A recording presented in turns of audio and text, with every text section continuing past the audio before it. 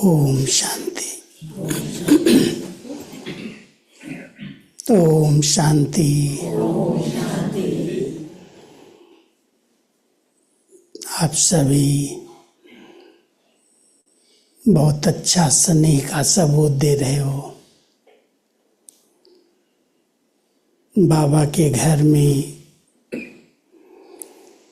बाबा जब बुलाता है तो सब समय निकाल करके भाग भाग करके आते हैं। वैसे तो आज वर्किंग डे है, फिर भी इतने सब भाई बहनें पहुँचे हैं। ये भी आप सबके स्नेह की निशानी है। स्नेही हो ना। आज बाबा ने कहा स्नेही आशिक है मेरे सब, मासूक एक है और आशिक कितने सब हैं। तो आप सब स्नेही आत्माएं हैं, इसलिए स्नेही आत्माओं को श्रीमत पर चलने में मेहनत मुश्किल नहीं लगती। स्नेह सब कुछ सहज करा देता है। तो आप सबका बाबा से बहुत सच्चे दिल का स्नेह है ना। सब स्नेही हो ना।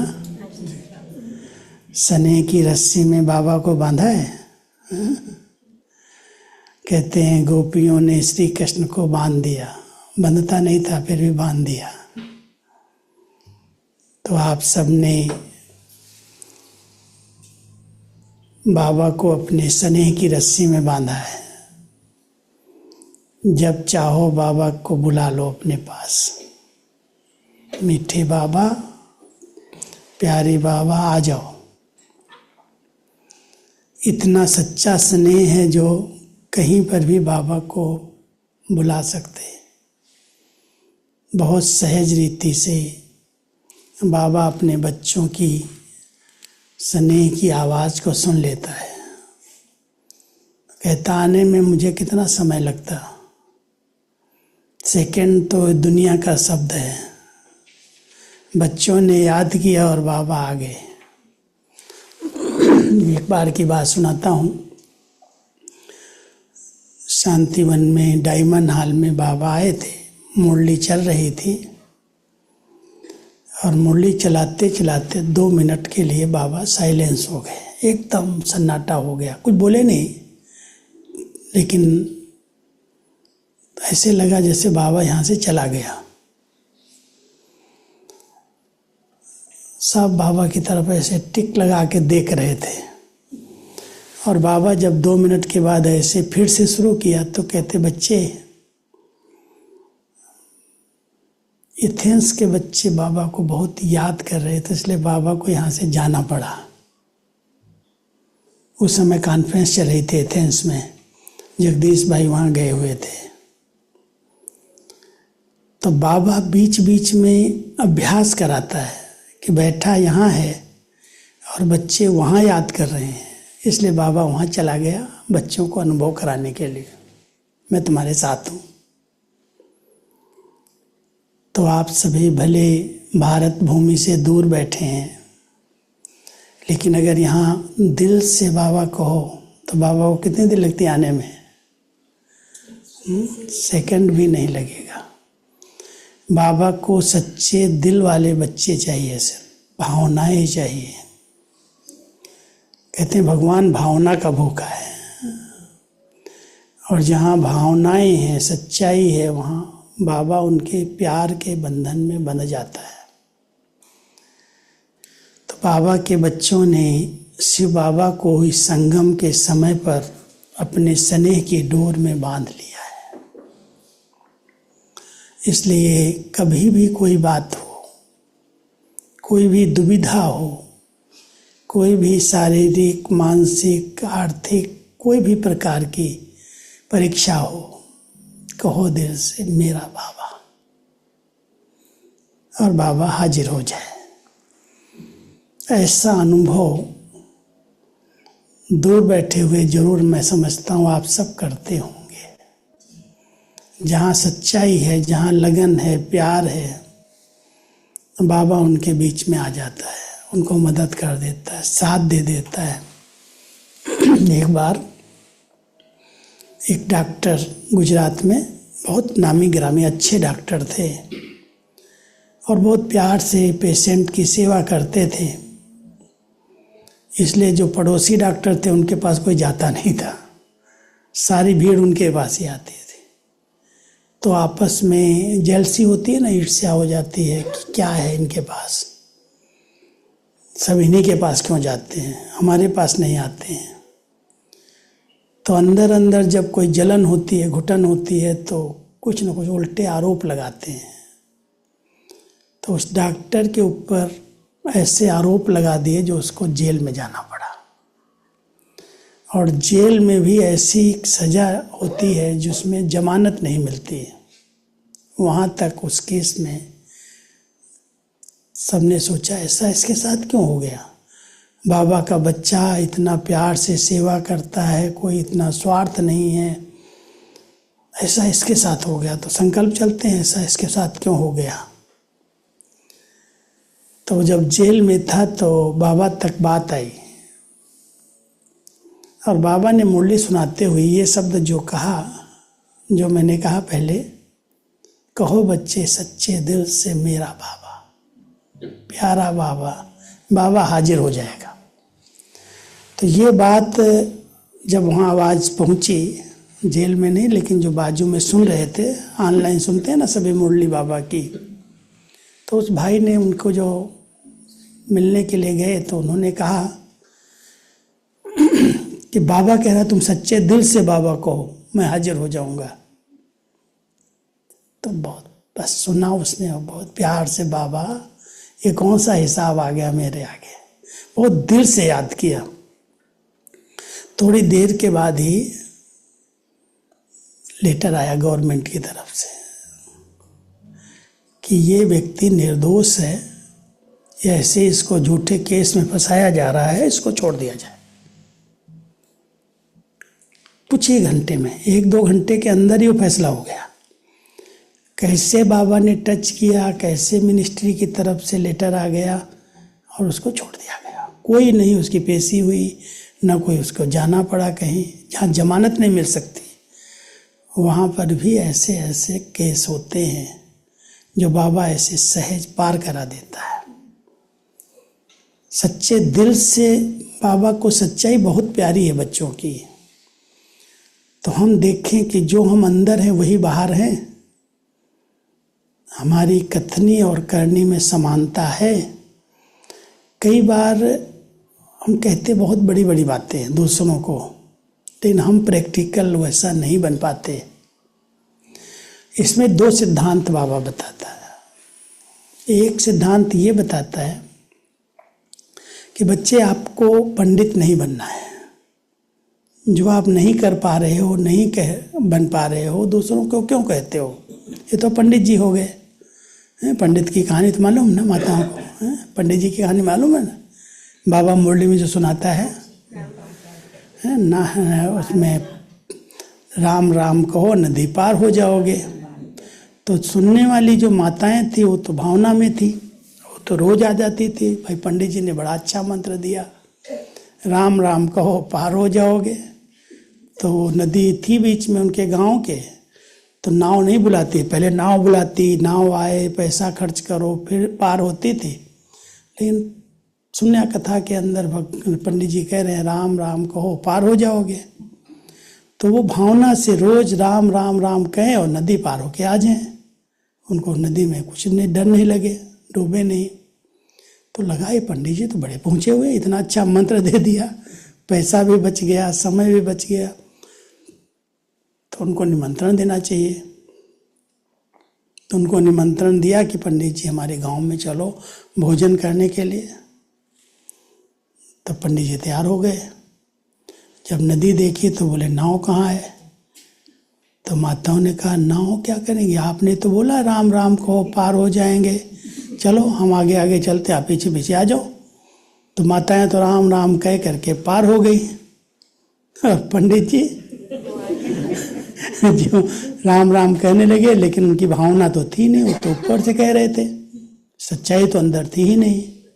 तो ज्यों पांव रखा डूबने लगे, वापस चले गए। तो बाबा कहते हैं ऐसे पंडित तो नहीं बनो, दूसरों को कहो और खुद भावनाएं नहीं हो, सच्चाई ना हो।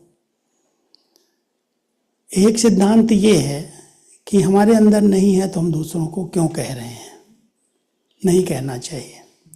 अब दूसरा उल्टा सिद्धांत भी बता दिया बाबा ने, और एक ये सिद्धांत बता दिया कि अगर तुम किसी को कह रहे हो कि भाई ये क्रोध नहीं करना चाहिए, ये गलत है, ये ऐसा ऐसा है, लेकिन हमारा क्रोध नहीं जा रहा है, हम खुद ही गुस्सा करते हैं, हम खुद ही उन विकारों के अंदर कहीं ना कहीं फंसे हुए हैं, और हमको कोर्स कराने का, ज्ञान देने का चांस मिल रहा है तो हम छोड़ते नहीं हैं, हम देते जरूर हैं।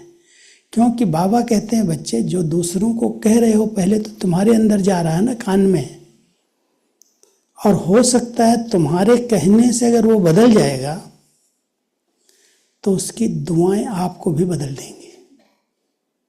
उसके अंदर से जो आपके पास स्नेह निकलेगा, जो आपके पास धुआएं निकलेंगी, वो धुआएं आपको सहज कर देंगी और आपका गुस्सा भी ठीक हो जाएगा, आपका विकार भी, बुराई भी खत्म हो जाएगी। ये अलग सिद्धांत है, ये भी बाबा ने सिखाया है। ये सभी कभी ये नहीं सोचना कि मेरे अंदर तो है नहीं, मैं ऐसे कैसे कहूँ, मैं तो करता नहीं हूँ, मैं कैसे सिखाऊं। लेकिन अगर बाबा की बातें हम दूसरों को सुना रहे हैं और हम नहीं कर पा रहे हैं, कोई कारण है, कोई संस्कार है, कोई हिसाब किताब है, लेकिन हमने दूसरों को कहा और उसने जीत लिया, तो उसकी जो दुआएं हैं, उसका जो प्यार है, उसके आधार से, शक्ति से हमारी कमी कमजोरी भी ठीक हो जाएगी, हम भी बदल जाएंगे। इसलिए हम सबको जरूर बाबा के कार्य में, बाबा की बताई हुई बातें हम नहीं भी पालन कर पा रहे हैं तो भी हम दूसरों को कह रहे हैं, करना चाहिए। ये बहुत अच्छी बातें हैं, इसको हम धारण करेंगे तो हमारा जीवन बदल सकता है। तो बाबा ने हम सबको ये दोनों सिद्धांत सिखा दिए। एक तरफ का पंडित नहीं बनो, और दूसरी कहा कि अगर कह रहे हो तो ये बाबा की बात हम आपको कह रहे हैं, बाबा ने ये कहा है, और हम बाबा की बातें अगर सबको सुनाएंगे तो हमारी अंदर की कमियां अपने आप ठीक होती जाएंगी। बाबा की ब्लेसिंग्स भी मिलती है कि देखो बच्चा कितना मेरी सेवा में लगा हुआ है, कितना प्यार से सबको समझा रहा है, बाबा के समीप ला रहा है। तो इस प्रकार के बाबा के महावाक्यों के अर्थ को यथार्थ समझने की ज़रूरत है। कई बार हम यथार्थ नहीं समझते हैं, जो कहते तो अंदर से क्या कहते हैं, कहते तो हैं, खुद तो करते नहीं हैं, हमको तो कह देते हैं, उसमें कहीं ना कहीं दुविधा पैदा करते हैं हम। लेकिन बाबा ने हमें किसी एक चीज़ पर ठहराया नहीं। आप इस बात को देखना कि एक तरफ मुरली के अंदर एक श्रीमत आ रही है कि बच्चे ये 22 को सिनेमा सिन की माँ है, पाप है, देखना नहीं है, तुम्हें नहीं जाना कहीं। और दूसरे दिन 3-4 दिन के बाद मुरली में आता, अच्छा बच्चे देखेंगे तो क्या हर्जा, बाबा की याद में देख लो। एक तरफ बाबा कह रहा है कि बच्चे ये भोजन बाहर का खाना नहीं है, किसी के हाथ का टच नहीं करना है, और दूसरी तरफ बाबा कभी कभी कहे बच्चे दृष्टि दे के कोई ऐसी बात है तो खा लो। तो कई बाबा के बच्चे इसमें मूंझ जाते, उलझ जाते हैं, और जो उनके लायक अपने फायदे की बात होती है उसको अपना लेते हैं। लेकिन ये श्रीमत बाबा ने किसके लिए दी, क्यों दी, उसका कोई कारण हो सकता है, उस पर विचार नहीं करते। अगर उस पर विचार करें कि बाबा जो कह रहा है, बाबा के सामने जिस प्रकार का बच्चा आया, जिस प्रकार की उसकी प्रॉब्लम बाबा ने देखी, उसी प्रकार से उसको गाइड किया। अगर उसको टाइट करेगा तो टूट जाएगा, नहीं चल सकेगा। आज मान लो कोई मिलिट्री में बॉर्डर पर खड़ा है, देश सेवा कर रहा है, अब उसको आप कहो किसी के हाथ का नहीं खाना, तो क्या भूखा रहेगा वो? अब कई बाबा के बच्चे इससे मिलिट्री वाले बाबा के सामने आते थे, तो बाबा उनको बड़े प्यार से कहता था, अच्छा बच्चे कोई हर्जा नहीं है, जो कुछ है ना, पहले तो बोला ब्रेड ले लो, दूध ले लो, लेकिन फिर अगर मान लो मजबूरी में खाना ही पड़ता है तो दृष्टि दे के खा लो बाबा की याद में, क्योंकि तुम देश सेवा पर हो, तुम नहीं खाओगे तो तुम्हारे को ताकत कहाँ से मिलेगी, खाना है। लेकिन कोई प्रवृत्ति में रह रहे हैं जिनको सब कुछ शुद्ध शाकाहारी योगियों के हाथ का मिल सकता है, वो बाहर क्यों खाएंगे? किस लिए खाएंगे? उनके लिए तो बाबा कहते हैं पाप है, तुम क्यों खाओगे? नहीं खाना। तो बाबा की श्रीमत बच्चों के सेवा के हिसाब से, उनकी परिस्थितियों के हिसाब से हम बच्चों को मिलती है। कोई नौकर गवर्नमेंट का सर्वेंट है तो उसको हो सकता है कहीं चाय पीनी पड़ रही हो, और कोई इंडिपेंडेंट अपना काम कर रहा है, वो क्यों किसी के आगे झुकेगा? क्यों किसी के पास जाके चाय पिएगा? लेकिन ये बातें समझने की आवश्यकता। अब कोई बांधेली आएगी, उसका पति उसको मारता है, चल भी सिनेमा देखने। बाबा ऐसा बच्ची जा, तुम जा करके बैठ जा, सिनेमा चल रहा है, तुम बाबा को याद करना, जाओ देख के आओ। उसको तो छुट्टी दे दिया। अब कोई निर्बंधन है, जिसको कोई बंधन ही नहीं है, उसको मौज करने के लिए सिनेमा में जाएगा तो उस पर पाप चढ़ जाएगा।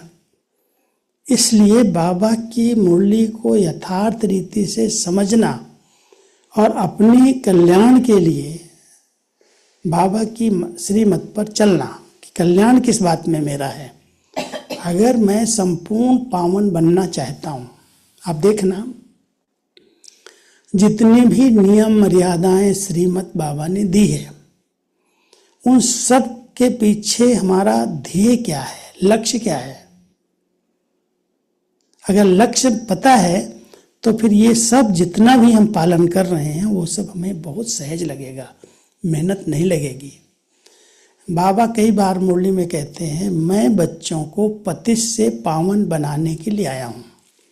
केवल मेरा एक ही काम है, दूसरे काम के लिए मैं नहीं आया। मैं इस सृष्टि को पतित से पावन, इस नर्क को स्वर्ग बनाने के लिए आता हूँ। और पावन बनने के लिए ये कदम उठाने पड़ेंगे, संपूर्ण पावन। आज सृष्टि, कल बाबा कह रहे थे ना, चारों तरफ विकारों की आग लगी हुई है। आप बच्चे फायर ब्रिगेड हो, आग बुझाने वाले हो। चारों तरफ जब विकारों की आग लगी है, बाबा को उसमें से अपने बच्चों को पावन बनाकर साथ ले जाना, सिलेक्शन है बाबा की। और उसमें सेलेक्ट हुए हैं हम सब, सेलेक्ट हुए ना, सभी सेलेक्ट किया ना बाबा ने। ऐसे आ गए आप, बाबा ने सेलेक्ट कर लिया, ये बच्चे मेरे थे, बने थे, फिर बनेंगे। तो बाबा ने आप सबको सेलेक्ट किया। बाबा जानता है इनको बनना ही है और इनको ही मैं बनाऊंगा, कोई नए नहीं आने वाले। अब उसके लिए उसने हमें मर्यादाएं बताई, नियम बताए, खान पान की शुद्धि बताई, बहुत सारी बातें सिखाई गई। ये नहीं करना, इधर नहीं जाना, ये नहीं देखना, वो नहीं करना। तो कई समझते हैं इतने सारे बंधन, दूसरे संस्थाओं में तो कोई बंधन ही नहीं है। आप चले जाओ हरेनामा में या स्वामीनारायण में या कहीं भी चले जाओ, कितने लोग जा रहे हैं, खाते पीते मौज से रहते हैं, कोई उनको तो कोई नियम बताए नहीं जाते हैं। सत्संग कर लिया 1 घंटा, बस चले आए। हाँ, जो उनके गुरु हैं, उनके जो महात्माएं हैं, आज जैन धर्म देखो, जैन धर्म वाले अधिकतर सब गुरु लोग हर नियम का पालन करते हैं, कट्टरता से हट से पालन करते हैं, पवित्र भी रहते हैं, खान पान की इतनी शुद्धि रखते हैं, पैदल चलते हैं, हिंसा न हो जाए, चप्पल भी नहीं पहनते हैं, बहुत त्याग करते हैं वो लोग। लेकिन उनके जो चेले हैं वो तो मौज करते हैं, चेले कहलाते हैं। इसलिए बाबा कई बार मुरली में कहता है फॉलोवर्स कहाँ है, फॉलो कहाँ करते हैं। फॉलोवर्स वो होता है जो अपने गुरु की गद्दी, गुरु के अनुसार फॉलो करे, जो गुरु कर रहा है वो करे। इसलिए दूसरों में और इस संस्था में, अपने विद्यालय में एक बहुत बड़ा डिफरेंस यही आ गया कि यहाँ चाहे वो समर्पित है, चाहे वो प्रवृत्ति में है, चाहे वो कुमार कुमारियाँ हैं, कोई भी हैं, सब के लिए एक जैसे नियम, एक जैसी धारणाएं, एक जैसी मर्यादाएं, सबको पालन करना है। अब कुमार कुमारियों के लिए तो चलो सहज हो गया, लेकिन प्रवृत्ति में रह करके संपूर्ण पावन बन करके रहना ये मंजिल है। और इसको कोई भी दुनिया में इस समय कलयुग में मानने के लिए तैयार नहीं है। ऐसा कैसे हो सकता है? साथ रहें। बड़े बड़े सन्यासियों ने कह दिया कि आग कपूस एक साथ नहीं रह सकते। ये आग कपूस वाली बात है। पति पत्नी साथ रह करके काम विकार पर जीत प्राप्त कर ले कोई विकारों की आग न लगे ऐसा संभव ही नहीं है, मानते नहीं कोई। लेकिन बाबा ने ऐसे ऐसे बच्चों को तैयार किया। बाबा ने अपने होते साकार में कई बच्चों की शादी कराई। जिन बच्चियों के ऊपर बहुत अत्याचार हो रहे थे, मैं आपको नाम से बताता हूँ। हमारे दिल्ली में 2 युगल थे। एक थे लक्ष्मण भाई सुंदरी बहन, एक थे शुक्ला बहन, अभी भी हैं, सुंदरी बहन भी हैं। शुक्ला बहन के पति सुंदरलाल भाई, हरिनगर सेंटर, दिल्ली मालिवा नगर का सेंटर सुंदरी बहन और लक्ष्मण भाई।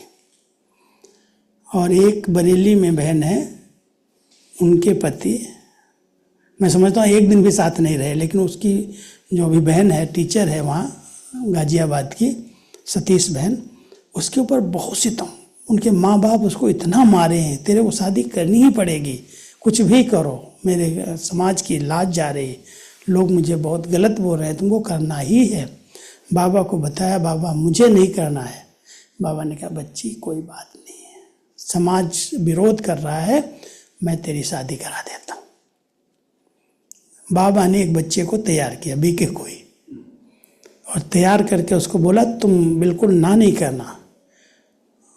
वो भी पक्का था, कुमार। बाबा ने उसको बुलाया और कहा, उनको दोनों को, माँ बाप को उनके संबंध करा के उनकी शादी करा दी। लेकिन एक दिन भी वो मिले नहीं, अलग सेंटर पर हो, अलग सेंटर पर हो, और साथ रहे। अब लक्ष्मण और सुंदरी, लक्ष्मण भाई सुंदरी बहन साथ, शुक्ला बहन और सुंदरलाल भाई साथ। ऐसे कई युगल बाबा के सामने जिनके ऊपर बहुत बंधन थे, बाबा ने उनकी शादियां करा दी, और शादी के बाद भी वो अनटच रहे। भगवान ने हमें बंधन बांधा है। पवित्रता हमारा जन्म सिद्ध अधिकार है, और उस पवित्रता की पालना के लिए भगवान ने हमें चुना है, और कोई सहयोग उसको नहीं चाहिए था। सिर्फ यही सहयोग चाहिए कि मेरे बच्चे नई सृष्टि की रचना के लिए, योग बल से सृष्टि जमा बनाने के लिए अपने संगम के पिलर्स को मजबूत करो। इस समय हमें कुछ पिलर्स मजबूत करने। दीवार जब बनती, मकान जब कई मंजिल का बनने वाला होता है, तो उसके फाउंडेशन को बहुत गहरा डाला जाता है। एक बार मैं अमेरिका में गया, तो जो ट्विन टावर्स थे ना, कितने 100 फुट के ऊपर थे ना, कितने 120 के थे ना, मंजिल थी जो, जब टूट गया तो उसके बाद हमें बताया कि यहाँ पर इससे बड़ा टावर बनने जा रहा है। 2007 में मुझे दिखाने ले गए, तो जब मैं देखा तो नीचे तालाब था। तालाब बना हुआ है, इसके ऊपर टावर कैसे बनेगा? पता, तालाब इसलिए बन गया है कि इसके बहुत गहरा फाउंडेशन डाला जा रहा है। 8-10 मंजिल का नीचे फाउंडेशन डालेंगे, तब ऊपर बिल्डिंग बनेगी। अब हमारे ऊपर बहुत बड़ी बिल्डिंग बनने जा रही है। पूरे सतयुग त्रेता के लिए बिल्डिंग का निर्माण हो रहा है, और संगम पर हम फाउंडेशन में बैठे हैं। कितना गहरा फाउंडेशन होगा, तब तो मंजिल ठहरेगी। और हम ऐसे समझ लें, हाँ हम तो देवता बन जाएंगे, हम 21 जन्मों के लिए थोड़ी भाग्य बनाने आए हैं, हम तो 21 जन्मों का भाग्य बनाने आए हैं। और 21 जन्म सतयुग त्रेता में किसी भी प्रकार का नेगेटिव कोई संस्कार नहीं है आत्मा के अंदर। इसलिए उस नेगेटिविटी को इतने जन्मों के लिए समाप्त करने के लिए हम सबको संगम पर 4-5 प्रकार के, जैसे फाउंडेशन के अंदर क्या करते हैं, सरिया डालेंगे, सीमेंट डालेंगे, कंक्रीट डालेंगे, कुटाई करेंगे, उसको बहुत मेहनत करके फाउंडेशन को पक्का करते हैं। तो बाबा भी हमें 4-5 प्रकार की चीज़ें कहता है, इसको पक्का करो, मजबूत करो। पहले फाउंडेशन के अंदर है निश्चय। मैं 5 बातें आपको बताता हूँ। निश्चय में कभी भी जरा भी संशय ना आए, परसेंटेज नहीं होती निश्चय की। निश्चय माना निश्चय है, और सबसे बड़ा निश्चय है कि मैंने ही कल्प पहले इस मंजिल को पार किया था, मैं ही विजयी बना था और मुझे ही विजयी बनना है। अपने आप में तो निश्चय चाहिए। कई कहते हैं पता नहीं बनूंगा या नहीं बनूंगा, मेरे संस्कार ऐसे हैं, मैं बहुत युद्ध करना पड़ता है, बहुत मेहनत है। बाबा कहता है इन कमजोर संस्कारों का चिंतन मत करो। तुमको मैंने बनाया था, तुमको बनाऊंगा, और मैं कल्प कल्प बना था, इस निश्चय के आधार से आप रेस करो, लग जाओ। इसलिए पहला अपने आप में निश्चय, संपूर्ण निश्चय। दूसरा बनाने वाले में निश्चय। वो है कौन? जो दुनिया की बिगड़ी को बनाने वाला है वो हमारा बाबा है।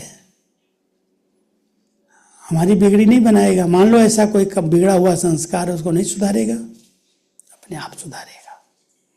इसलिए कभी भी ये संशय ना आए बनूंगा या नहीं, बाबा ने बनाया था, वो सर्वशक्तिवान है, सर्वसमर्थ है, सदा हमारी सेवा पर हाजिर है, इसलिए मैं बनना ही है।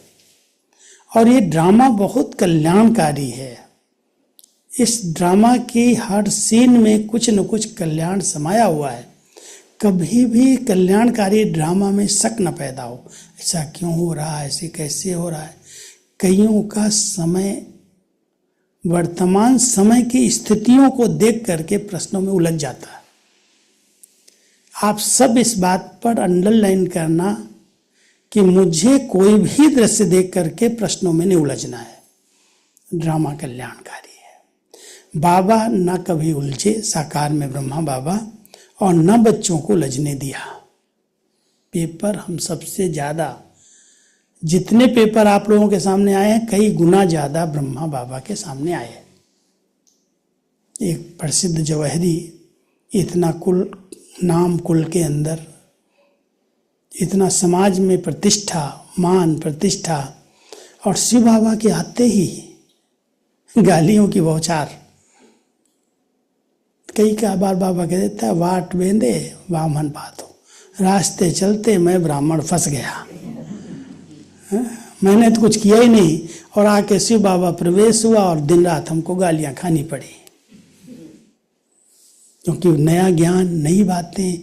आज मान लो 17, 18, 20 साल की कन्या शादी करके किसी घर में जाए और वहाँ के मर्यादाएं, वहाँ के नियम, उनकी जो अपेक्षाएं कलयुग के अंदर, उसके बिल्कुल विपरीत बात सुना दी जाए और वो कहे नहीं हम तो पक्के ब्रह्मचारी बन करके रहेंगे, हम तो बिल्कुल नॉन वेज टच नहीं करेंगे, हम शुद्ध शाकाहारी रहेंगे, तो कितना लोगों के अंदर गुस्सा होगा कि किसने सिखाया इनको, कहाँ से सीख के आए सब, हमारे घर को फिटा दिया। तो बाबा के पढ़ी आता था, और बाबा कहे मैं तो खुद प्रवृत्ति वाला हूँ, मैं थोड़ी कह रहा हूँ। कहने वाला कह के चला जाता है, फंस मैं जाता हूँ। तो ब्रह्मा बाबा को जिस दिन से शिव बाबा प्रवेश हुए हैं, मैं समझता हूँ शायद पूरी जिंदगी कहीं ना कहीं कोई ना कोई पेपर से क्रॉस करना पड़ा, तब वो नंबर 1 बना है। पेपर पास करके बना है, ऐसे थोड़ी बन गया। कोई स्टूडेंट कहे हमारे आगे कोई पेपर ही ना आए, आज खिलाड़ी कोई कहे हमारे आगे बॉल ही ना आए, हम तो नंबर 1 हो जाएंगे। हो जाएगा क्या भाई? क्रिकेट में या वॉलीबॉल में बॉल ना आए हमारे पास, हमको डर लगे हमें कहीं लग न जाए, तो पास हो जाएंगे क्या? आएगा बॉल, वो तो आह्वान करता मेरी तरफ आए और मैं मारूं। तो बाबा कहता है बच्चे इन पेपर से डरना मत। कई पेपर्स ब्रह्मा बाबा ने ऐसे सहज क्रॉस किए। एक बल एक भरोसा। ड्रामा कल्याणकारी है, कुछ भी हो जाए मेरा कल्याण नहीं हो सकता, कितनी भी बड़ी बड़ी बातें आ जाएं। बाबा ने कोई भी प्रश्न नहीं उठाए, क्यों हुआ, कैसे हुआ, मेरे बच्चे मुझे ही छोड़ के जा रहे हैं, मैंने 14 साल जिनकी पालना की। आप सोच सकते हो किसी को 14 साल तक एक परिवार के बीच में पाला जाए, खिलाया जाए, सब प्रकार की पालना दी जाए। कराची में कैसा बाबा ने ठाठ से रखा, सबको समर्पित किया बच्चों के आगे। और अचानक जब पेपर आया, थोड़े समय का खाने पीने का बेगदी पाठ चला, कितने लोग छोड़ के जाने लगे बाबा को। बाबा कह रहे बच्चे तुम बाहर हम क्यों जा रहे हो, तुमको मैंने क्या कमी रखी? बेगरी पार्ट में भी बाबा ने एक दिन भूखा नहीं रखा किसी को, कहीं ना कहीं से भोजन बना आया। एक दिन भी भूखा नहीं, ऐसा कोई दिन नहीं कि एक चूल्हे में कुछ नहीं आएगा भंडारे में। हाँ, हो सकता है 3 बार न मिला हो तो 1 बार तो मिला पूरा। सवेरे नाश्ता होता था पहाड़ पर, जंगल में ले जाता था बाबा, और करौंदे हैं, जामुन है, खाओ जंगल में बच्चे जितना खाना है। दोपहर को भोजन बनेगा, दाल चावल रोटी सब्जी जो बनता है कायदे से। लेकिन बाबा ने एक दिन भूखा नहीं रखा। फिर भी बच्चों को लगा अभी कल क्या होगा, कल के लिए तो बाबा के पास कुछ है ही नहीं, इसलिए जाऊं मैं कमा के ले आऊं। बाबा कह रहे बच्चे विनाशी धन के पीछे तुम जाते हो। बाबा ने बिल्कुल छुट्टी नहीं दी किसी को, लेकिन फिर भी कईयों को माया खींच ले गई। उसमें भी कल्याण बाबा ने समझा था, कल्याण, लेकिन फिर भी कितना बड़ा पेपर। और जो पक्के थे बाबा, जैसे कहो जो खिलाओ जहां रखो, बस बाबा बाबा कहे और कहां से कहां संस्था को पहुंचा दिया। ज्ञान धन दान करो, गुणों का धन दान करो, शक्तियों का धन दान करो, बहुत कुछ दिया, लेकिन बाबा न हिले न हिलने दिया। तो ड्रामा का ज्ञान अगर यथार्थ किसी ने समझा है तो उनकी स्थिति बहुत अच्छा लडोल एक रस बन जाती, हर पेपर में पास हो जाते। कोई भी बात आई, नथिंग न्यू, मैं विजयी बना था, मैं विजयी बन के रहूंगा, प्रश्न नहीं उठाने। तो स्वयं में, बाबा में, ड्रामा में, परिवार में अगर संपूर्ण निश्चय है कि यही तो मेरा परिवार है। आज हम सब क्यों इकट्ठे हुए? अच्छा, दुनिया में और बहुत सारे लोग हैं, मैं समझता हूँ न्यूजीलैंड में भी बहुत सारे और परिवार होंगे, लेकिन आप क्यों इकट्ठे हुए? सब इतने समीप क्यों आ गए? क्यों आ गए? अरे हमने 84 जन्म कहीं ना कहीं साथ में रह के पार्ट बजाया है, किसी न किसी संबंध में एक दूसरे के निकट आए हैं, ऐसे थोड़ी अभी आ गए। ऐसा लगता है कि नहीं लगता है कि यही तो हमारा परिवार है?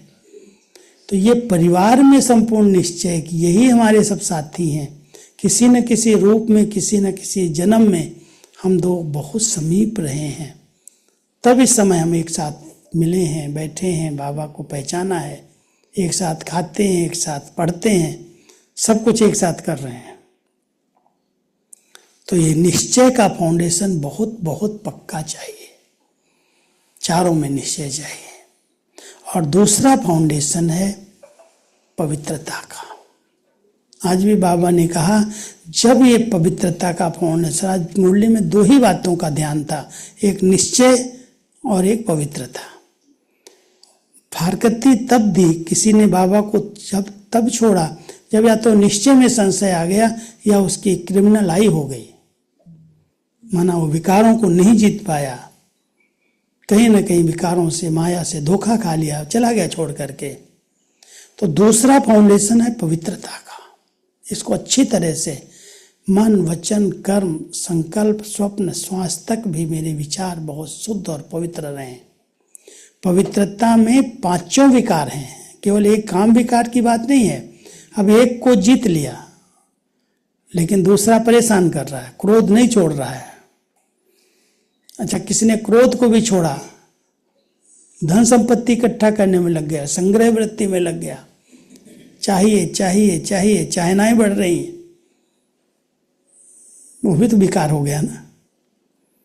छोटा सा काम किया, छोटी सी सेवाओं में कुछ सहयोग दिया, उसका अहंकार कितना, मैंने किया, मैं करता हूं, मैंने बना के दिया, उसका अहंकार आ जाता। तो बाबा कहता कोई भी विकार अगर है तो उसको संपूर्ण पवित्र नहीं कहते, पावन नहीं कहते।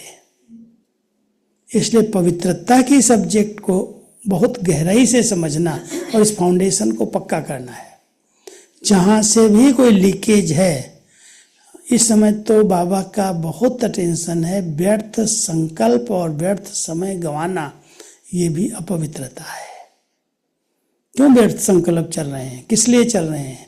इन संकल्पों को मोड़ो, अपने अच्छे अच्छे संकल्पों से, बाबा की मुरलियों से, अच्छे चिंतन से व्यर्थ समाप्त कर दो। तो ये फाउंडेशन। तीसरा है अनुभव का फाउंडेशन। हर चीज जो अभी तक अनुभव नहीं की, अगर अनुभव नहीं की है तो कोई भी हिला देगा, कोई भी बात आएगी हिल जाएंगे। इसलिए बाबा कहता बच्चे इसके लिए खूब मेहनत करो, समय दो। एक बार तो बाबा ने कहा बच्चे जिद करो। जैसे माँ बाप के आगे बच्चा जिद करता है तो उसको देना ही पड़ता है। आप भी बाबा के आगे बैठ जाओ, बाबा मुझे अभी तक अतीन्द्रिय सुख का अनुभव नहीं हुआ है, बाबा मुझे अभी तक उस परम आनंद का अनुभव नहीं हुआ है, अभी मुझे सूक्ष्म वतन का अनुभव नहीं हुआ है, मुझे करना है। बाबा को कराना पड़ेगा, लेकिन जिद करना पड़ेगा, आपको बैठना पड़ेगा, समय देना पड़ेगा। लेकिन ये फाउंडेशन अगर किसी ब्राह्मण का पक्का है, एक बार स्वयं को, बाबा को, सूक्ष्म वतन को, अव्यक्त वतन को पहचान करके उसके अनुभव कर लिए, बाबा के स्नेह का, बाबा के साथ का अनुभव कर लिया, तो उसको कोई हिला नहीं सकता। कोई कैसा भी चमत्कार वाला आ जाए। कई लोग पता क्या करते हैं आजकल, चमत्कार को बहुत नमस्कार होता है। आए, थोड़ा भभूत दिया, पेट ठीक हो गया, बीमारी ठीक हो गई। दर्शन किया और उसकी बीमारी ठीक हो गई। तो लोग उस पर इतना प्रभावित हो जाते हैं, हमारे गुरु जी तो बहुत पहुँचे हुए हैं, हमारे इनके अंदर तो ये है, बहुत अच्छा। और बेचारे फिर सारा संपत्ति, सारा समय उनके पीछे लगा देते हैं, फिर बाद में धोखा भी खाते हैं। बाबा कहता बच्चे ऐसा चमत्कार तो मैं करता नहीं हूँ, लेकिन अगर तुम बच्चे मुझे बहुत स्नेह से याद करते हो तो तुम्हारे जो पिछले का खाते हैं पाप के, विकर्मों के, वो चुकते हो जाते हैं। फिर आगे के लिए सदा सुख, शांति, आनंद, प्रेम में जीवन बन जाती है। कोई मैं क्षणिक सुख नहीं देने के लिए आया हूँ, मैं तो सदाकाल का सुख देने आया हूँ। इसलिए इन गुरुओं के पीछे, लोगों के पीछे जो थोड़ा समय का चमत्कार दिखाते हैं और बाद में धोखा देते हैं, कितने लोग फंस गए जाकर के इधर उधर। लेकिन अगर आपने अनुभव किया है तो कभी अल्पकाल की प्राप्तियों के पीछे अपने आप को भटकाना नहीं है। अविनाशी और सच्ची प्राप्ति कराने वाला मेरा एक बाबा है। संपूर्ण विश्वास, और उसके लिए हमें कुछ भी करना पड़े, मैं अनुभव करके ही निकलूंगा। अनुभव को पक्का कर लो, और एक बार हो जाता है ना अनुभव, फिर कोई हिलाने की कोशिश करे। कहते हैं, एक छोटी सी कहानी कभी कभी हमारे जगदीश भाई एक सुनाते थे कि एक चीनी के पहाड़ पर चींटी रहते थे और एक नमक के पहाड़ पर चींटी रहते थे। दोनों आपस में मिली, दोनों सफ़ेद सफ़ेद, नमक भी सफ़ेद, चीनी भी सफ़ेद। तो चीनी वाली ने कहा, अरे ये सफ़ेद चीज़ जो होती है ना बड़ी मीठी होती है। तो नमक वाले पहाड़ वाली चींटी कहती है, अरे तुम झूठ बोलती है, ऐसा कैसे होता है, वो तो सदा खारा ही होता है, पहाड़ माना पहाड़, खारा ही होगा। तो कहते चल तुम मेरी पहाड़ पर चल, मैं तेरे को बताती हूँ कैसे होती है, तुम चखेगी तो अपने आप पता चलेगा। तो चीनी वाली चींटी ने उसको निमंत्रण दिया नमक वाली को। तो नमक वाली चींटी गई और पूरा पहाड़ घूमती रही। लास्ट में पूछा, क्या अनुभव किया? बोली, मैंने सब देख लिया, तेरा पहाड़ तो वैसे ही खारा है, तुम कहती है सफ़ेद चीज चीनी है, मीठी है, मुझे तो कोई अनुभव नहीं हुआ। इसको अनुभव क्यों नहीं हुआ? इतनी मीठी चीज को भी पूरा दिन घूमती रही, फिर भी अनुभव नहीं किया। तो उसने कहा, अच्छा तुम अपना मुंह तो खोल के दिखा। तो जब वो अपने पहाड़ से निकली थी ना, तो अपने मुंह में एक नमक का ढेला रख लिया था। नमक का ढेला अंदर था और पूरा चीनी का पहाड़ घूम करके आ गई, फिर भी उसको चीनी का अनुभव ही नहीं हुआ। आजकल लोगों की वही हालत है। बाबा अपने बच्चों को चीनी जैसे पहाड़ पर बिठा करके अनुभव करा रहा है, फिर भी वो नमक के पहाड़ वाले अपने मुंह में वो ढेला रख के चलते हैं, कोई ना कोई बातें लेकर के चलते हैं, आते हैं, कुछ अनुभव नहीं होता। मुझे तो कुछ अनुभव, अरे भाई कुछ तो छोड़ो ना, पहले त्याग करके आओ ना वहाँ की चीज़। इसलिए वहाँ की वहाँ रखो, जो अपने विकारी जीवन के अनुभव हैं उनको वहीं रख दो, और बाबा के पहाड़ पर आ जाओ, देखो आपको क्या क्या अनुभव हो जाएंगे। इसलिए अनुभव करने के लिए जब मधुबन में आते हो तो कितने लोगों को बड़े अच्छे अच्छे अनुभव होते हैं, आते ही अनुभव शुरू हो जाते हैं, इतना अच्छा वर्णन करके जाते हैं जो हम कहते हैं वाह बाबा आप कितना चमत्कार कर रहे हो। और कई ऐसे आते हैं जिनको कुछ अनुभव नहीं होता, हम तो हो आए, हमने देख लिया सब कुछ, कहाँ बाबा है कहाँ कुछ है, क्योंकि उन्होंने वो आदतों को अपने जीभ पर रखा हुआ है, छोड़ा ही नहीं है। तो अनुभव का फाउंडेशन, पवित्रता का फाउंडेशन, निश्चय का फाउंडेशन और साथ साथ ज्ञान और योग का फाउंडेशन। परिवार है, पालना देना हमारा फर्ज है, पालना मिल रही है, लेकिन केवल पालना में टोली खाई, स्नेह मिला, चले गए, वो नहीं। मुझे अपने आप को ज्ञान और योग से भरपूर करना है, संपन्न करना, यही एक शक्ति है। ज्ञान एक लाइट है, योग एक माइट है, और ज्ञान और योग की लाइट माइट जिसके पास है वो सदा सुरक्षित है, सदा सेफ है। इसलिए ध्यान देना कि मुझे बाबा का बनने के बाद ज्ञान की हर सब्जेक्ट के ऑब्जेक्ट को समझना। बाबा ने ज्ञान पढ़ा दिया, आत्मा का, परमात्मा का, जन्मों का, सृष्टि चक्र का, घर का, कर्मों का, सब ज्ञान बहुत विस्तार से दिया। और आप देखेंगे कहीं भी मुझाया नहीं है, जैसे शास्त्रों में मुझा दिया, कभी कह दिया आत्मा ही परमात्मा है, कभी कहीं परमात्मा निर्लेप है, कहीं कहीं घट घट में है। अब किसको माना जाए? अच्छा, ब्रह्म घर में परमात्मा यहाँ निवास करते, उसको कह दिया ब्रह्मांड में, आम ब्रह्मास्मि, ब्रह्म ही भगवान है। कितनी बड़ी भ्रमित करने वाली बातें बता दी। जो एक तत्व है, एक रहने का स्थान है, जो घर है, उसको ही भगवान बता दिया। जब तक भगवान नहीं आता है तब तक ये ज्ञान दे ही नहीं सकता कोई।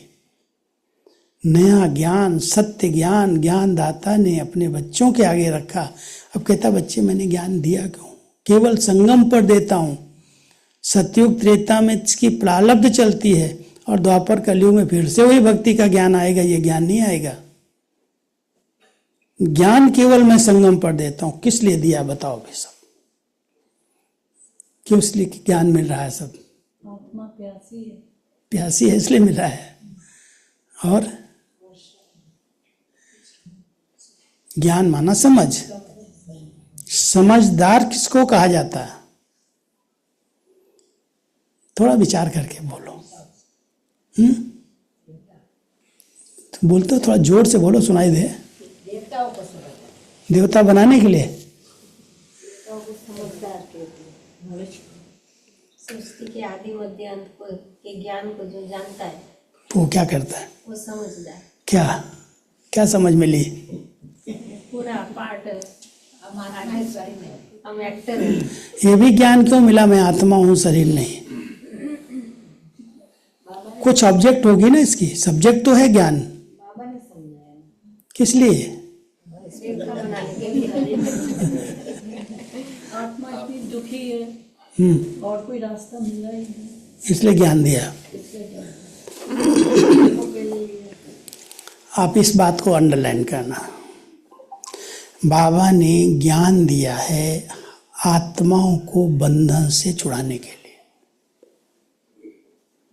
ज्ञान ही ऐसी सब्जेक्ट है, अगर किसी ने यथार्थ रीति से ज्ञान को समझ लिया है वो किसी भी प्रकार के बंधन में नहीं बंधेगा। आत्मा का ज्ञान मिला, शरीर का बंधन खत्म, बंधन में हम नहीं बनते। शरीर आधार है, शरीर को लेना है, शरीर को संभालना भी है, शरीर से सेवाएं भी लेनी है, लेकिन इसके बंधन में नहीं बंधना है। इसलिए आत्मा का ज्ञान दिया।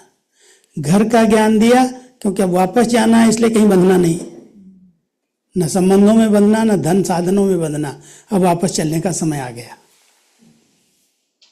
जितना भी ज्ञान मिला है कर्म फिलॉसफी पर पूरा ज्ञान बाबा ने दिया कि इस समय अगर श्रेष्ठ कर्म करोगे तो ये कर्म अकर्म बनेंगे।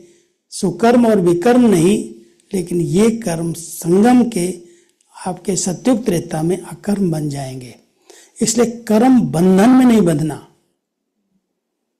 कर्म करो, कर्म की छूट है, लेकिन ज्ञानी आत्मा कर्म के बंधन में नहीं बंधेगी। कितनी भी सेवाएं आप करो, छुट्टी है, लेकिन सेवाएं हमें बांध ले, स्थान हमें बांध ले, व्यक्ति हमें बांध ले, यही अच्छा लगता है, इसके साथ ही अच्छा लगता है, ज्ञान नहीं है। अगर ज्ञान यथार्थ रीति से है तो न हम संबंधों के बंधन में बंधेंगे, न हम धन के बंधन में बंधेंगे, न हम साधनों के बंधन में बंधेंगे, न हम सेवाओं के बंधन में बंधेंगे। हम किसी भी बंधन में अगर बंधे हुए हैं, माना हमें ज्ञान नहीं है, हमने समझा ही नहीं बाबा को न अपने को, वो बंधन मुक्त है। और मुक्ति का वर्षा देने के लिए बाबा आया है। मुक्ति शरीर से नहीं दे रहा है, मुक्ति इन बंधनों से दे रहा है। तो आप सब इस बात को ध्यान देना। मोटे बंधनों को तो हम सहज काट लेते हैं, सूक्ष्म बंधनों में आत्मा बंधी रहती है। मेरा मेरा मेरा बहुत बड़ा फेरा है, और मैं और मेरे का बंधन अगर है किसी का तो ज्ञानी नहीं है। अगर ज्ञान यथार्थ रीति से है तो मैं क्या हूं? मैं तो बाबा का हूं। बाबा मेरे से जो करा रहा है वो बाबा का करावनहार है, मैं तो निमित्त हूं। दादियों ने जो निमित्तपन का भाव धारण किया, जरा भी कहीं अहंकार नहीं आया, मैं कर रही हूं। एक दिन की बात सुनाता हूं, सुना होगा हमारी क्लासेज में, कई बार सुनाया है। दादी जी 2 साल 3 साल हेल्थ के कारण माउंट आबू ऊपर नहीं जाती थी, क्योंकि ऊपर ऑक्सीजन की कमी होती थी और दादी को जाते ही सांस फूलने लगते थे। तो डॉक्टर मना करते, दादी आप नीचे रहो, नीचे का वायुमंडल ठीक है आपके लिए। लेकिन हम लोगों को दादी कहती नहीं, तुम लोग रोज जाओ ऊपर, तुम्हारी तो हेल्थ ठीक है, और वहाँ सब देखभाल करके फिर सुबह रोज आ जाया करो। तो हम शाम को रोज जाते थे और सवेरे 10 बजे नाश्ते के बाद आ जाते, 9-10 बजे। 5-6 भाई ऐसे थे जिनकी ऐसे ड्यूटी लगी थी। और लेकिन आते ही मेरे से जरूर मिलना, पहले मिलना, बाद में कारोबार में जाना। तो एक दिन मैं आया दादी के पास, तो दादी ऐसे बैठी थी। हमने कहा, अरे तुम आ गए सब? हमने कहा हाँ दादी हम आ गए। सब ठीक चल रहा है? जैसे बड़ों को होता है ना, पूछते हैं सब ठीक चल रहा है? ज्ञान सरोवर ठीक है, पांडव भवन ठीक है, ऐसे कई बार एक एक नाम लेके पूछने लगी। हर बात में हमने जवाब दिया, हाँ दादी बिल्कुल ठीक है, सब ठीक चल रहा है, सब ठीक चल रहा है। क्योंकि अभी इतनी बड़ी आयु में तबीयत ठीक नहीं, मैं बोलूँ ये बात है वो भी तो भी हम यही कहेंगे ना बड़ों के आगे, सब दादी ठीक है आप निश्चिंत रहो। तो मेरे को अचानक बोलती है सब ठीक कैसे है? मैं तो यहाँ बैठी हूँ, कारोबार इतनी सारी ऊपर चल रही है, सब ठीक कैसे है? तो मेरे मुंह से एक बात निकली, कुछ दिन पहले बाबा ने एक मुरली चलाई है, बच्चे ऐसा समय आएगा जो आपके पवित्र शुद्ध संकल्पों से सारी कारोबार चलेगी। कोई किसी को कुछ कहेगा नहीं, लेकिन संकल्प से कारोबार चलती है। तो मैंने दादी को बोला, दादी आपके जो पवित्र संकल्प हैं, शुद्ध संकल्प हैं, शुभ भावनाएं हैं, उससे सब बहुत अच्छा चल रहा है, बहुत अच्छा चला। तो ऐसे कहते ही दादी ने मुझे ऐसे देखा, क्या बोला? मैंने कहा शायद भूल कर दी मैंने। दादी आप बैठे हैं ना, तो आपके पवित्र शुद्ध संकल्पों से सब ठीक चला। फिर रिपीट कर दिया।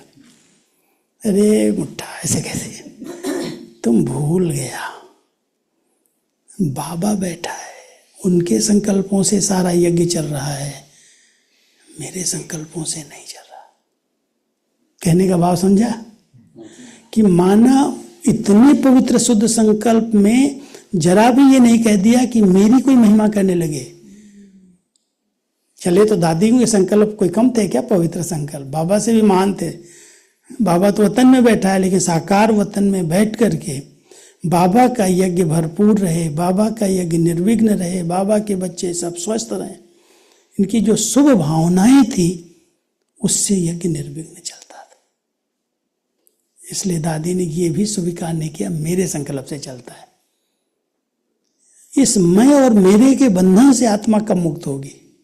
मैं कर रहा हूं, मैं कर रही हूं, मैं कर रहा हूं क्या? इस बात को अगर समझ गए ना तो ज्ञान माना ये समझ है जहां मैं और मेरे का बंधन भी न रहे।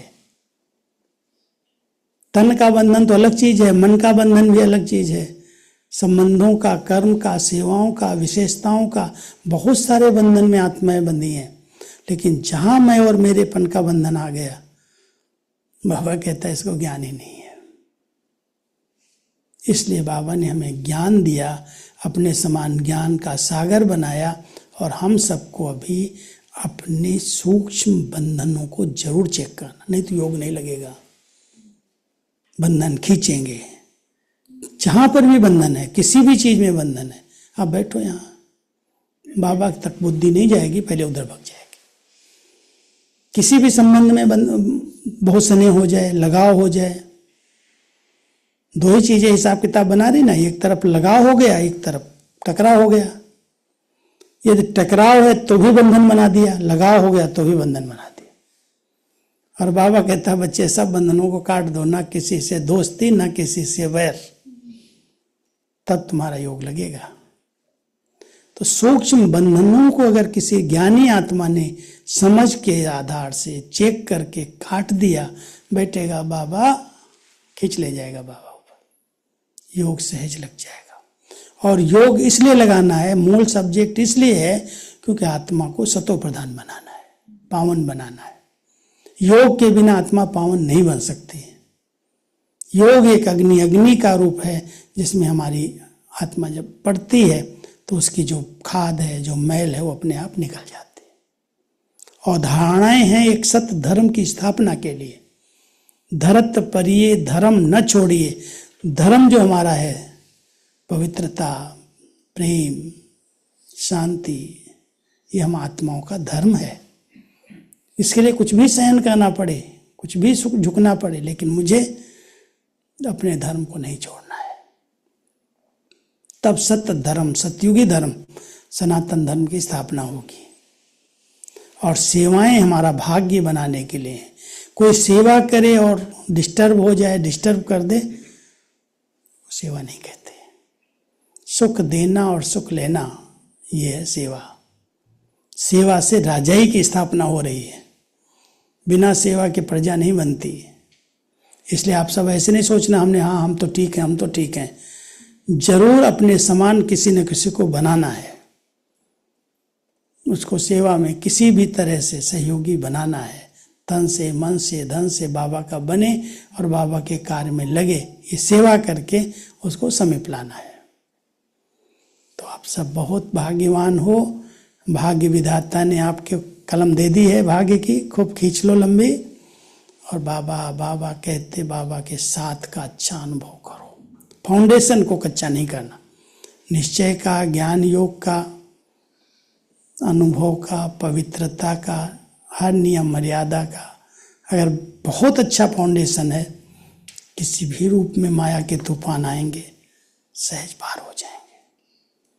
ठीक है, तो सभी माया जीत विजयी बन करके बाबा का नाम रोशन करना है।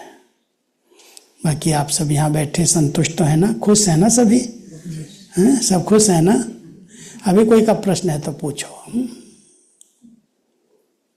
कोई का प्रश्न है, कोई बात पूछनी है तो पूछो। सेवा को बढ़ाने के लिए क्या करें, यहाँ की सेवा को बढ़ाने के लिए? देखो, 3 प्रकार की सेवा है, और 3 प्रकार की सेवा में किसी न किसी सेवा में हमें सहयोगी बनना है। सबसे अच्छी सेवा जो हम सब करें, जो अपने स्थान पर बैठ करके की जाए, बाबा कहते हैं बच्चे जिस स्थान पर तुम रहते हो ना, चुंबक बनो। चुंबक पर सुइयां अपने आप आती हैं। इतना अच्छा वातावरण बने योग का, पवित्रता का, जो कई आत्माएं शांति के लिए प्यासी हैं, भटक रही हैं, तनावग्रस्त हैं, उनको प्रेरणा मिले यहाँ जाना चाहिए, यहाँ से कोई लाइट आ रही है, यहाँ से कोई शक्ति आ रही है। वो मनसा इतनी पवित्र, शुद्ध और शक्तिशाली हो, आप यहाँ बैठ करके योग करेंगे तो उसकी जो तरंगे हैं वो आत्माओं तक पहुँचेंगी और वो यहाँ पर खींच करके आत्माओं को ले आएंगे। तो ये सेवा जो है वो मनसा शक्तियों से सकाश देने की सेवा। मनसा शक्तिशाली बहुत पवित्र संकल्पों से 10 लोग 15 लोग बैठ करके 1 घंटा आधा घंटा ऐसा योग करो, जिस योग से चारों तरफ की आत्माएं जो शांति की प्यासी हैं, जो दुखी हैं, शांत हैं, परेशान हैं, वो खींच करके यहाँ आ जाए। और जो अपने धर्म वाली हैं उनको तो ज्ञान मिलेगा ही, कहीं ना कहीं से मिल जाएगा। वो वाचा सेवा जिसको हम प्रयास करते हैं, भाई जो हमारे संबंध संपर्क में आए कुछ न कुछ उसको ज्ञान दे, धीरे धीरे आएगा। आज नहीं तो कल उसका पाठ खुल जाएगा। तो मनसा से शक्तियों का दान दो, वाचा से ज्ञान का दान दो, और कर्मणा से गुणों का दान दो। ऐसे कर्म करो जो आपको देख करके लोग बोले ये कर्म किसने सिखा दिया इनको।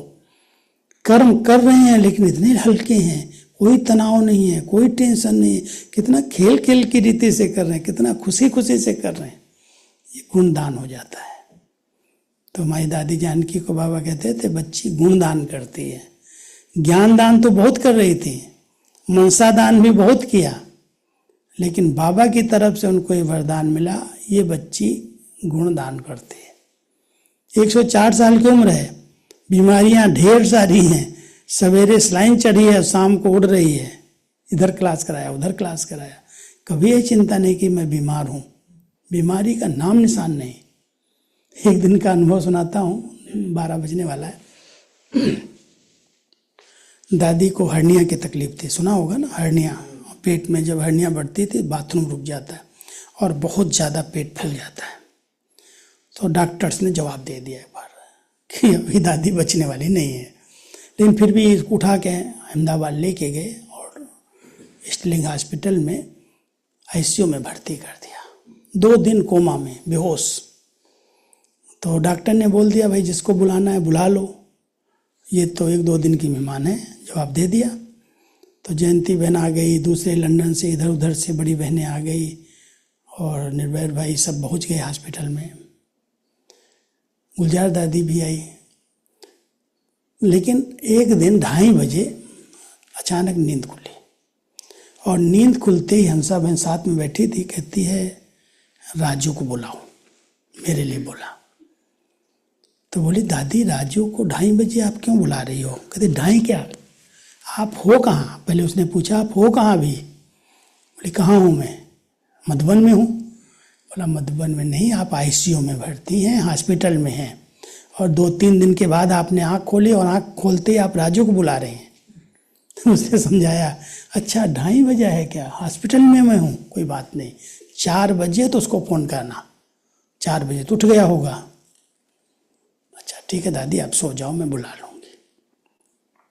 उसने 4-4:30 बजे मेरे को फ़ोन किया, मैं आबू में और वो हॉस्पिटल में अहमदाबाद में, कि ऐसे ऐसे दादी ने 2.5 दिन के बाद आँख खोली और आँख खोलते कहते राजू को बुलाओ, आप आ सकते हो क्या? हमने दादी बुलाएगी तो मैं क्यों नहीं आऊँगी, अभी आता हूँ। तो मैं वहाँ तैयार हुआ, स्नान किया, तैयार होकर फटाफट अहमदाबाद पहुँचा। 3 घंटा 3.5 घंटा लग गया। अब हॉस्पिटल में तो इतना सख्त थे, आईसीयू में जाने नहीं दे किसी को। तो मैं वहाँ जो बाहर बैठे होते ना वेटिंग में, वहीं बैठ गया जा करके। अब दादी को वहाँ टच हुआ कि वो आ गया होगा। 3.5 घंटा हो गया। दादी ने कहा अभी देखो हंसा वो बाहर आ गया होगा, तुम जाओ और अपनी सीट पर उसको भेजो। तो बाहर निकल के आई तो मैं बैठा था बाहर। कहती जाओ दादी आपको बुला रही है। उसको जो अटेंडेंट नहीं जाने दे रहा था ना, उसको बोला कि दादी हमारी जगह पर इनको बुला रही है। तो मैंने बुला रही है तो कुछ तो काम होगा, बिना काम तो बुलाएगी नहीं। लेकिन वहाँ काम क्या करूँगा, आईसीयू में तो इतनी सारे वो होते हैं, डायरेक्शंस होते हैं। तो मेरे पास मोबाइल था और मोबाइल का रिकॉर्डिंग मैंने ऑन कर लिया पहले से ही, और गया। और तो दादी में अंदर जो रजाई ओढ़ी थी, ऊपर चद्दर थी, तो मैंने उसके नीचे मोबाइल रख दिया चुपचाप।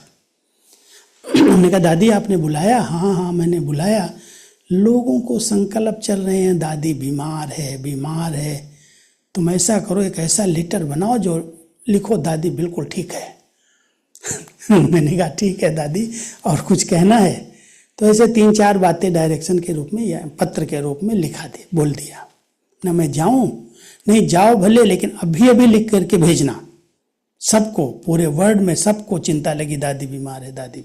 मैं बिल्कुल ठीक हूँ, मुझे कुछ नहीं हुआ है, ठीक है। मैं बाहर निकल के आया, हंसाबेन कहती क्या बोला, क्या ऐसी बात थी? मैं ये बोला मेरे को, बोले ये तो मेरे को भी बोल सकती थी। हमने आप पर विश्वास भी चाहिए ना, मैं लिखेगा या नहीं लिखेगा। तो मैं आया, पत्र बना रहा था, तो मुझे पता चला गुलजार दादी गई, और गुलजार दादी ने बोला कि दादी 3-4 दिन के बाद बाबा आने वाले हैं, 20,000 लोग पहुंच गए हैं मधुबन में, और मैं जा रही हूँ, आप रेस्ट करना, आप ख्याल नहीं करना, मैं बाबा को आपकी तरफ से याद दूंगी। लेकिन दादी कुछ नहीं बोली, सुनती रही, एक शब्द भी नहीं बोला, और गुलजार दादी निकल के आ गई। उसके बाद डॉक्टर को बुलाओ, डॉक्टर को बुलाओ, डॉक्टर को बुलाओ। डॉक्टर आया, तुम मुझे छुट्टी करो यहाँ से, मेरे को छोड़ो। अरे दादी आपकी तबीयत ठीक नहीं है। अच्छा तुम मुझे ठीक कर सकता है क्या? सीधा प्रश्न, तुम मुझे ठीक कर सकता है? तो दादी, डॉक्टर कहता है दादी ठीक करना तो ऊपर वाले के हाथ में है, मैं अपना प्रयास नहीं छोड़ूंगा। बोली जब ऊपर वाले के हाथ में ठीक करना है तो तुम मुझे बांधा क्यों है? खोल दे अभी सब। अब डॉक्टर समझाए, जयंती में समझाए, सब समझाए, दादी अभी आप ठीक नहीं है, तबीयत आपकी, कुछ भी हो सकता है। मैं कहती हूँ मैं अभी 5 मिनट भी हॉस्पिटल में नहीं रहूंगी, तो मुझे हटाओ यहाँ से, खाली खोले को। सब नलियाँ निकाली भाई, लगी थी, सब निकलवा दिया। और आकर के जब वार्ड में आई तो वहाँ आकर के कहती है 10-15 मिनट लेटी, और उसके बाद कहती है गाड़ी मंगाओ, शांतिवन जाना जहाँ 20,000 लोग आए हैं। अब गुलजार दादी ने बोल दिया था 20,000 लोग आए हैं, अब उनकी बुद्धि में वो छप गया था। अब ये सब समझाएं, एक एक समझाए, दादी हॉस्पिटल से अभी नहीं चल सकती, तुम लोग नहीं गाड़ी मंगाते हो तो मैं पैदल जाऊंगी। इतना उमंग। आखिर गाड़ी आई, दादी गाड़ी में बैठी, और क्वार्टर में अपने कमरे में जाने की बजाय कहती है वो जहाँ 20,000 बैठे वहाँ ले चलो। सीधा क्लास में आई, क्लास चल रहा था उस समय, और डायमंड हॉल में गई और 10-15 मिनट क्लास कराया, और उसके बाद बीमारी ठीक हो गई। पता ही नहीं कैसे हुए। इतना तो उन्होंने अपनी इंद्रियों पर, बीमारियों पर, कहते ना काल पर विजय, ऐसी जानकी दादी की स्थिति थी। कितनी बार डॉक्टरों ने जवाब दे दिया, लेकिन उस आत्मा ने अपने विल पावर से अपने को ठीक कर लिया। ये हिम्मत की मदद है। तो ऐसी दादियां एग्जाम्पल थी। कैसा भी तन हो, तो बाबा इनको कहता था ये कर्मणा से गुणों का दान कर रही है, दिखा रही है ऐसे रहो। अब छोटी सी बीमारी आती, हाय हाय है करना, उसने कुछ नहीं किया, सब ठीक है, सब ठीक है। लास्ट में भी ग्लोबल वहाँ भर्ती थी अहमदाबाद में, कहती है छोड़ हफ्ते हमको चलो ऊपर ले चलो। ग्लोबल हॉस्पिटल में आराम से रही, और वहीं से छोड़ दिया। और जो वायदा किया था 3-4 साल पहले, मेरे को बुलाया, कहती तुम मेरा विल लिखो। हमने क्या बांध के रखा है आपने, क्या विल लिखाएंगी, क्या है आपके पास? कहती तुम लिखना, मैं लिखाती हूँ। मैंने डायरी लिया, फिर लिखने लगा। कहते लिखो जब मैं शरीर छोड़ूं तो मेरी अर्थी पर एक भी फूल नहीं चढ़ना चाहिए। मैं हंसने लगा। दादी ऐसा कैसे होगा, आप संस्था की मुखिया हैं इस समय, पूरे विश्व आपको इतना मानता है, आप शरीर छोड़ेंगे, आपकी बॉडी पर, शरीर पर कोई फूल नहीं चढ़ाएगा? अरे तुम लिखना। मेरे से लिखा दिया। फिर कहती है जब मैं शरीर छोड़ूं कोई को आने की जरूरत नहीं है। मैं फिर हंसने लगा। दादी आप क्या हो गया है, क्यों आप ऐसी बातें लिख रही हैं? नहीं तुम लिखो और अपने पास लिख के रखो। मेरी अर्थी के समय मैं जब शरीर छोड़ूं कोई को आने की जरूरत नहीं, एक फूल चढ़ने की जरूरत नहीं। मैं हंसता रहा, फिर भी लिखा मैंने, और लिख के अपने पास रख दिया। और सचमुच ऐसे समय पर शरीर छोड़ा जो एक फूल नहीं चढ़ा और कोई नहीं आया। और वहां जो 3,000 बैठे थे उनको भी दर्शन नहीं मिला। हम केवल 20-25 लोगों को छुट्टी मिली। मैं जबरदस्ती गया। हमने मैं तो एक बार ऐसी माता जी को देख के आऊं। चंदन का फूल लेके गया, चंदन की माला, क्योंकि फूल वाली माला तो लाने नहीं देते, चाहने नहीं देते थे, बहुत सिक्योरिटी थी। और लॉकडाउन 20 तारीख हुआ था, 27 को सही छोड़ा। वो तो म्यूनिसपालिटी गवर्नमेंट तो जान ही नहीं दे। अरे भाई इतनी बड़ी संस्था के हेड है, 4 धाम तो मधुबन के करने दो। 4 धाम क्या होते हैं, ये है वो है। फिर भी समझा सुझू करके बड़ी मुश्किल से पांडव वन घुमाया, और पीछे पीछे मशीन चल रही थी, सफाई वाली हो, चैटनाइज करते हैं जो, और करके और बड़ी मुश्किल से शांतिवन में लेके आए। लेकिन उस आत्मा का विल पावर, उनके संकल्प की शक्ति की कमाल थी कि सचमुच एक फूल नहीं चढ़ा और कोई एक भी नहीं जा पाया। तो ऐसी हमारी दादियाँ थी। ओके, 12 बज गया। ओम शांति। इनको ऐसे अच्छे अनुभव लगते हैं ना, अनुभव सुनना चाहिए।